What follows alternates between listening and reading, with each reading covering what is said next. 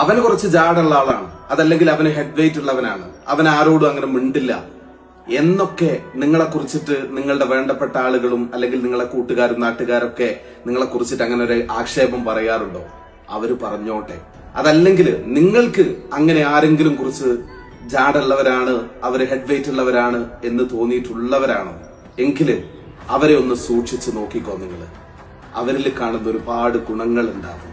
ഒരിക്കലും ഒരു വ്യാജ സൗഹൃദം സൂക്ഷിക്കുന്ന ആളുകളായിരിക്കില്ല അത്തരത്തിലുള്ള ആളുകൾ എന്നതാണ് അവരുടെ ഏറ്റവും വലിയൊരു ക്വാളിറ്റി. അവര് സത്യസന്ധമായിട്ടായിരിക്കും പെരുമാറുക. രണ്ടാമത്തെ ഒരു കാര്യമുണ്ട്, പറയാനുള്ളത് ആ മൊമെന്റിൽ അത്തരത്തിലുള്ള ആളുകൾ പറയും. അവർ നാളത്തേക്ക് ബാക്കി വെക്കുകയോ അതല്ലെങ്കിൽ നിങ്ങളുടെ സാന്നിധ്യം മാഞ്ഞു പോയതിന് ശേഷമോ പറയില്ല. ആ മൊമെന്റിൽ അവർ പറയാനുള്ളത് പറഞ്ഞു തീർക്കുന്ന മനുഷ്യരായിരിക്കും നിങ്ങൾ പറയുന്ന ജാടയുള്ള ഹെഡ് വെയിറ്റ് ഉള്ള ആളുകൾ. മൂന്നാമത്തെ ഒരു കാര്യം കൂടി പറഞ്ഞു തരാം. എല്ലാവരെയും ഒരു പരിധി വരെ ബഹുമാനിക്കുന്ന ആളുകളായിരിക്കും അവർ. അവർക്ക് ഒരു പരിധിക്ക് താഴോട്ടും ബഹുമാനം ഉണ്ടാവില്ല, ഒരു പരിധിക്ക് മുകളിലേക്കും ബഹുമാനം ഉണ്ടായിരിക്കില്ല നമ്മൾ ഈ പറയുന്ന ജാടയുള്ള മനുഷ്യരെന്ന് പറയുന്നത്. ഒരു കാര്യം കൂടി അവരെ കുറിച്ച് പഠിച്ചാൽ നമുക്ക് മനസ്സിലാകും.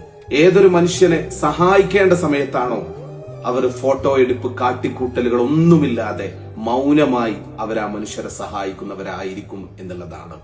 അതുകൊണ്ട് നമുക്ക് ചിലപ്പോൾ ജാടയായി ഹെഡ് വെയിറ്റ് ഉള്ളവരായിട്ട് തോന്നുന്ന ആളുകളാണ് എങ്കിൽ മറ്റുള്ളവർക്ക് അവർ ഉപകാരികളായിരിക്കും. അതല്ലെങ്കിൽ അവരവരുടെ ജീവിതത്തിൽ പൂർണ്ണമായും സത്യസന്ധത പുലർത്തുന്ന മനുഷ്യരായിരിക്കും എന്നുള്ളതാണ്.